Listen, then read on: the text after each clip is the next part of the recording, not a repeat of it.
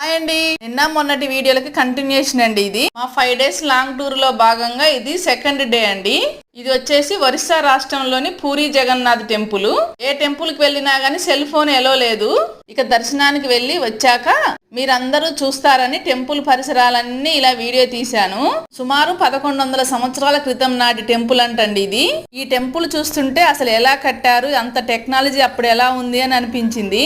ఈ పూరి జగన్నాథ్ ఆలయంలో అన్న అయిన బలరాముడు, చెల్లి అయిన సుభద్రతో కలిసి జగన్నాథుడు కొలువై ఉన్నాడండి. జగన్నాథుడు అంటే శ్రీకృష్ణుడు.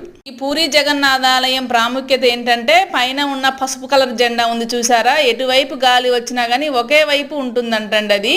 ఆ జెండా కింద ఉన్న మిగతా జెండాలు మాత్రం అటు ఇటు ఎగురుతున్నాయి. ఇంకా ఈ నెల 27వ తారీఖుకి పూరి జగన్నాథ్ రథయాత్రకి సిద్ధమవుతున్న రథాలండి ఇవి. మిట్ట మధ్యాహ్నం 12 గంటలకు కూడా వాళ్ళు రథాలు తయారు చేస్తున్నారు.